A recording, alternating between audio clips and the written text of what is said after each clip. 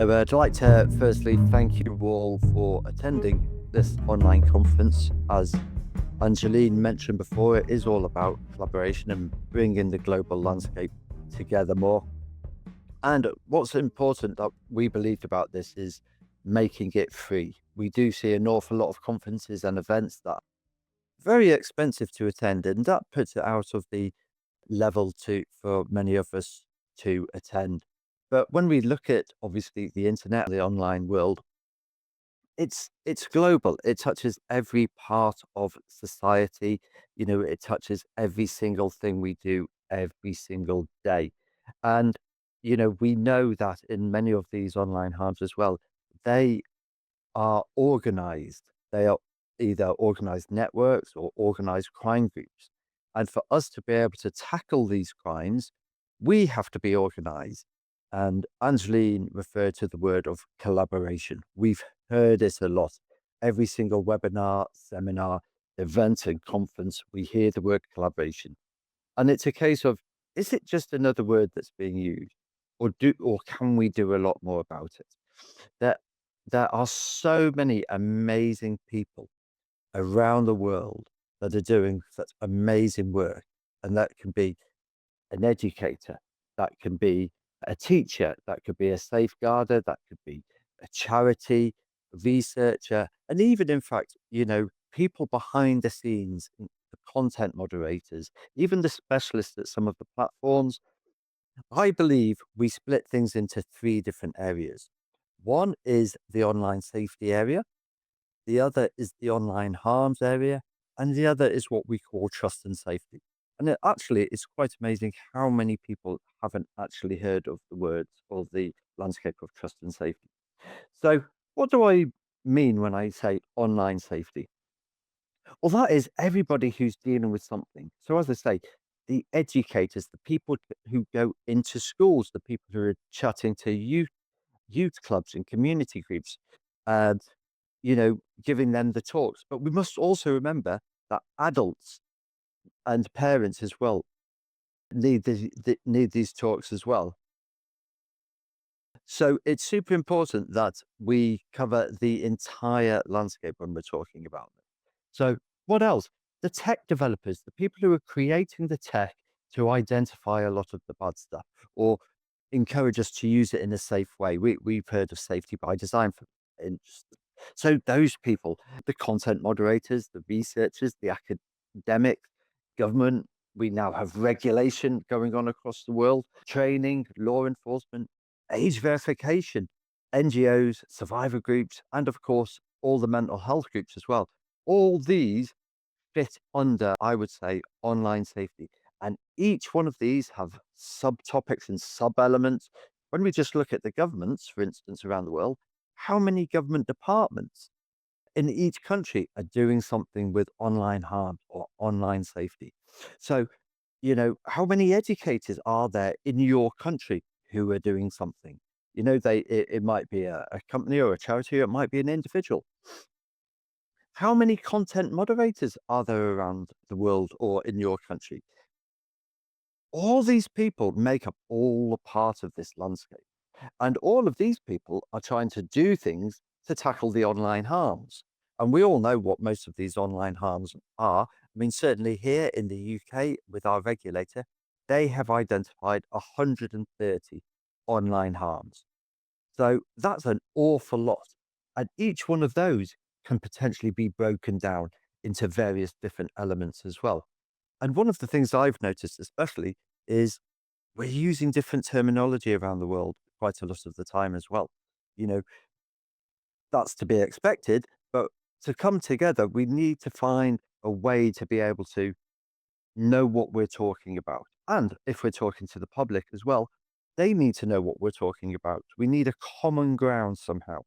Now, that's not suggesting that we all have to keep to a particular terminology, but at least if we can find out what people are saying, the terms people are using, then at least we can share that and say, well, if you're saying this, we know it means this, and vice versa. Because we have found that talking across the world and even in our own countries, people are using and coming up with different terms, and that's just making a little bit more confusion.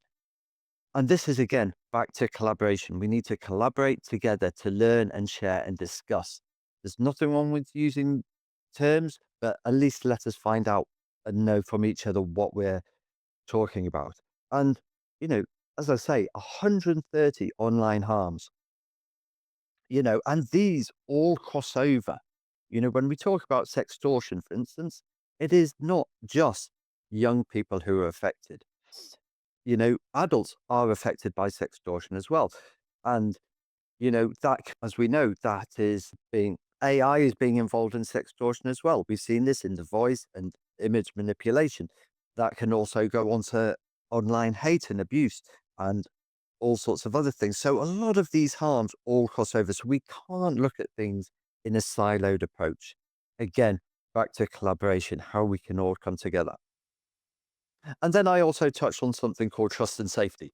Well, for those of you who know trust and safety, it's predominantly looked at, you know, the big platforms, the departments and the teams behind these platforms that make the policies, the legal departments, the policy departments, the operation departments, and the people who are clicking the buttons to decide whether you stay on the platform or not, for instance.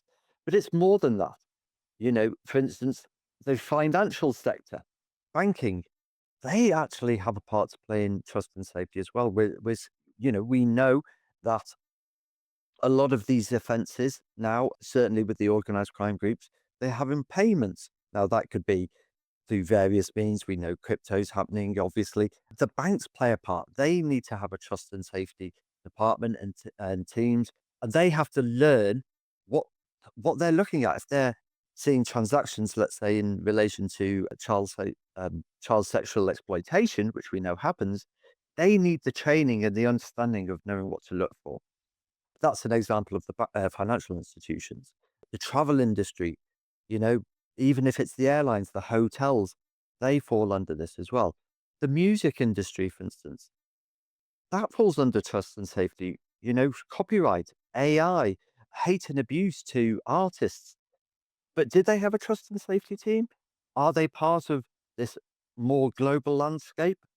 I don't often see them many of the talks, but they all fall part of it. TV and film, again, they all come under it as well. And the list could go on and on and on. And obviously, we have other companies under the intelligence research sector as well. They're looking into trust and safety. They do outsource content moderation as well. So this landscape is absolutely huge. And only through collaboration and learning can we really come together to learn. For instance, if there is a trend happening in one country, let's say a viral challenge, for instance, we know the speed of how these things can progress over throughout the world. Okay. So if a country has identified a new viral challenge, whether you have as an educator or you've heard it, you've got your ears to the ground speaking to the youth and you hear this, we need to get that information to the right people, all of you basically, around the world as quick as possible so we can all be aware of what is going on. Because these things escalate very, very quickly. We know it can escalate in a click of a button. At the moment, it's sort of a little bit of word of mouth, or we see it in the press. That's not the best way for us to be sharing all this information. So by coming together like a conference, like this, where we can network and we can share and we can hear about what we're all doing, that is the best way that we can improve the situation. As we know, the internet has been around for many, many years. The smartphone has been around for just over 20 years, but yet everything has got worse. We're not in a situation where we have been able to say, oh, we have seen a reduction in this. We have, you know, mitigated the risk of harm on a particular subject. Everything has got worse. So whatever has been happening in the past obviously has not been working as well as it should. There has been some amazing work that has gone on. Let's not forget this. There's been amazing work by law enforcement, amazing work by charities and other organizations and in individuals. But we're not to the stage where it's making any effect. really, to be honest. And that is back to we need to learn to come together to join. We know there are some amazing people who are, for instance, doing some, looking at scams, for instance. We know this, and they are finding huge amounts of accounts that are being associated with scam artists and networks. Okay.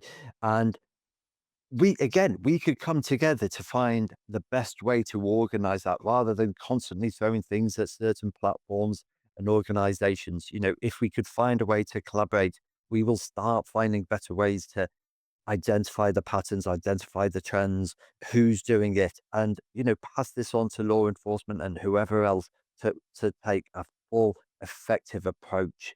At the moment, it's all very siloed, and that's not helping anything. We can also look at research, for instance. The amount of research that is going on across this landscape is phenomenal.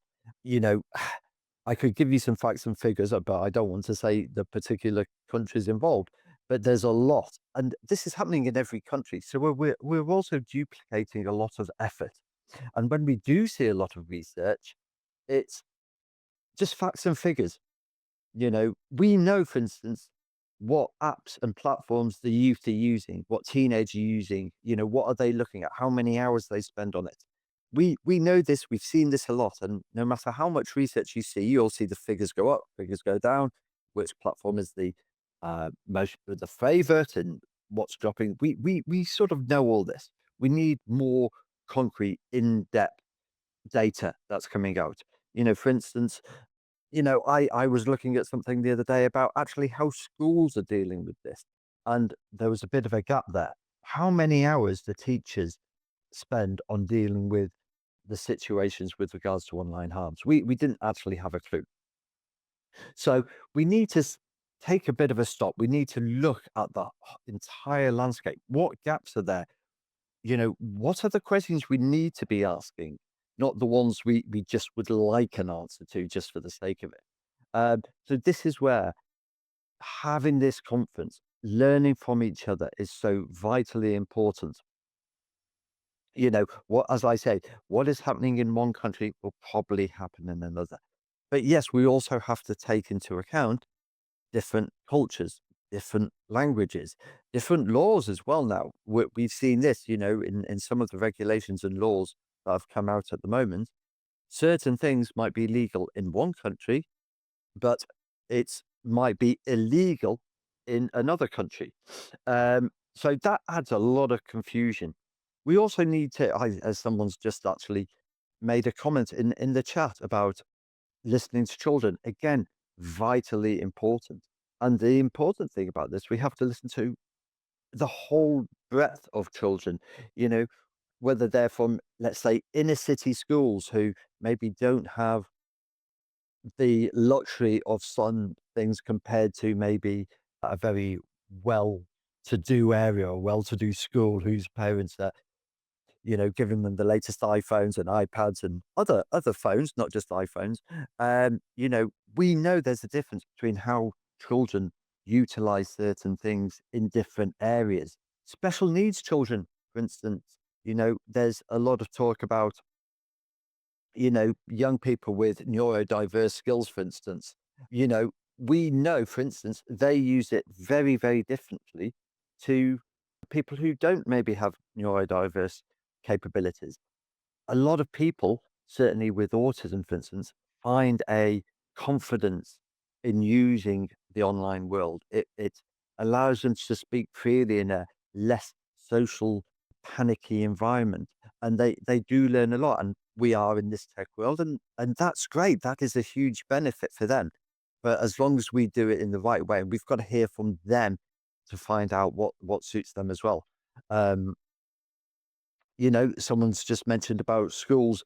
That's the challenge. It absolutely is. Something I've come across and I've heard from people. There are some schools who have asked people to come in to give talks about online safety, but please don't mention sexual content. Please don't mention really harmful content. Please don't mention pornography. Well, this is a bit ridiculous. we have to be able to talk about things that, if we have teachers or certain schools saying, please don't mention this, then that's a concern. We have to find out why they're saying it, because there's a lot of young people who are probably not learning this. And then at some point, they're going to be given a phone, or they might hear conversations in a playground and not have an idea of what's going on, or they will have a misguided image of the landscape or society if we haven't given them the right talks. So we have to be asking why schools don't want us to touch on certain subjects. Now, there might be a reason. For instance, there might be certain religious schools or cultural reasons why we can't do that.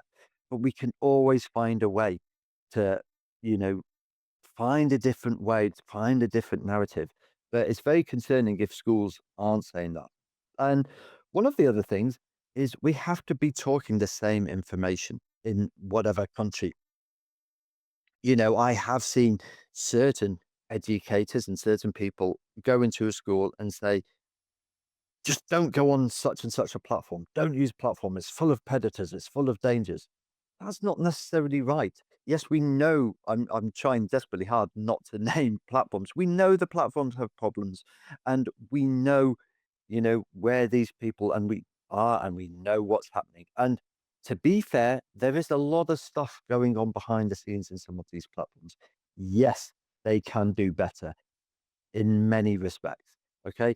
But to go in and say, do not go on these platforms is wrong. We have to teach young people to be safe, what to look for, how to go, how to report, and those dangers. By just saying, don't go on it, we know that certainly some young people of a certain age will just go, ooh, I'm going to go and have a look at that then. So we've actually done the reverse of what we're trying to do. And obviously, as well, you know, we've talked about parents as well. Parents do have a part to play in this as well. And let's be fair, this is the world of tech, and we've seen parents and adults just sit on their phones, typing away. And their son, daughter, or whoever has gone, is either sitting on the sofa next to them or has gone to their room. And we're saying, well, you should be paying attention to your son and daughter and introducing online safety. But as parents and adults, they're creating part of the problem as well, and they don't really understand that this tech world. A lot of them haven't grown up with this. So, in fact, in many respects, the youth of today could probably teach their parents and adults a lot more rather than the adults teaching the young people. Um, that's another way to do it. So we have to listen to the youth, and certainly when we have events, even like this, you know, um, we did try to reach out to certain youth groups to get them to talk, but we should be listening to them. What do they want? Could that be a talk about privacy or safety or AI? We have to be listening to them, because the youth of today are the future of tomorrow, and tech is the future of tomorrow as well. So we have to start learning from them as well. I'm just having it's great to see so many comments and questions. So I'm just having a quick look. So please feel free to add as you know, add as much as you want to say. So I'm just picking up some of these. Yeah, I mean, again, people are using terminology, which is great. You know, again, as long as we know what the terminology is, and we know what people are meaning by certain things, that's great. We can use that. Someone just mentioned a word there about wellness. Again, this is all part of it as well. Screen time. We hear a lot about screen time. What is reasonable screen time? We can be challenging young people, saying you shouldn't be on screen time, more than, say, I'm just picking a random figure here, 2 hours a day. But yeah, as adults, we're worse. We have phones for work. We have our social life on our phones as well. We probably spend more time on it than they do, and yet we're criticizing them for spending time on it. You know, how the screens can affect your eyes as well. There's another thing. So wellness is vitally important. And also, just to touch on that, what you all do as well. And for everybody in this space, firstly, from me to you all, thank you for everything that you do in this. No matter what you do, you play such an amazing part of everything about this. And we have to look after mental health and welfare as well. We can hear stuff about the dangers of what's going on. Some of us have and still do get to see the awful stuff that happens on the internet. And, we have to be aware of looking at our wellness and our mental health. And it's very hard to sometimes talk to people about what you have seen or heard. You can't just go and speak to your best friend or maybe your partner and say, "Oh, I saw this today," because we've got to consider secondary trauma as well. And so working in this landscape, it's another area where we can all come together to talk to each other, to talk about what we've have seen and heard, because sometimes we're the only ones who actually truly understand. That's vitally important for anybody, certainly who's a content moderator or a specialist in a platform. It's really hard to talk about what you've seen. So you have to come together with like-minded colleagues and individuals, that helps you as well. And we do have, there are organizations and companies out there who do provide excellent welfare and mental backup and support. So we have to utilize that as well. I'm just reading some more chats. So again, it's back to having this global approach, this global collaboration. There's so many things we can learn and share from each other. And, it's important that it's not just the the same organizations saying the same things over and over again. We all are after the same goal of making the internet safe, not just for young people, vitally important, obviously, but adults as well. And adults include parents. Adults are victims of crime and a lot of these crimes as well. And we mustn't forget that. But also, a lot of adults are actually offenders of a lot of these crimes as well. So we have to do an awful lot of focus on adults as well. But again, it's coming together, learning from each other. Who's doing what, where, and how? There are some great things going on by pretty much all of you, I'd say, in some way. And I know there are people around the world who are super interested in what you are doing. I've seen some great stuff. I've already shared stuff with quite a lot of you, whether it's an app, whether it's a safety platform, even a board game, for instance, I've seen, and other things like that, things that are happening in certain areas, in certain countries where organizations are coming together to do something as a whole. I've seen that in the UK, it's picked up in America, I've seen that in other countries as well. We could learn from each other how best these things happen. So, we're almost out of time for this chat, I believe. So, please ask any questions you like in the chat.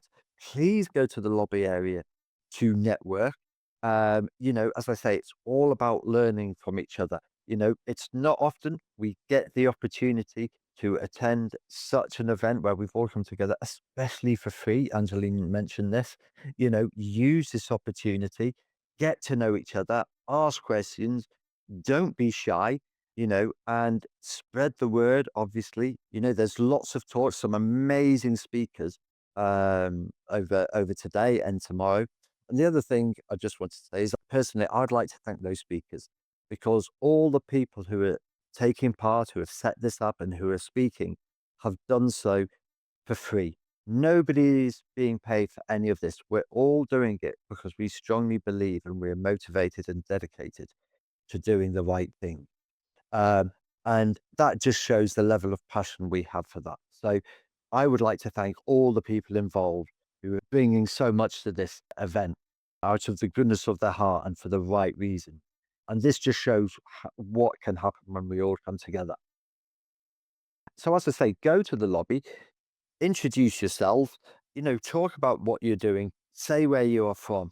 Um, there are many people who are either on this live now from around the world, or we know they're going to be picking up on the recordings from many countries. And the more we can share it as well. And obviously, we welcome your feedback as well. So, thank you very much for being here today. We really do appreciate it. And we're just about out of time from what I can see. So, please enjoy it. Thank you very much for coming here today. Keep the conversations going. As I say, this is a huge, huge landscape. You all play an intricate part in all of it. And by coming together, we will succeed. We think positive, we will succeed.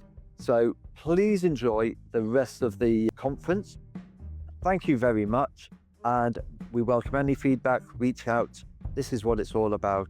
So please enjoy, and thank you again for listening to me and being part of it.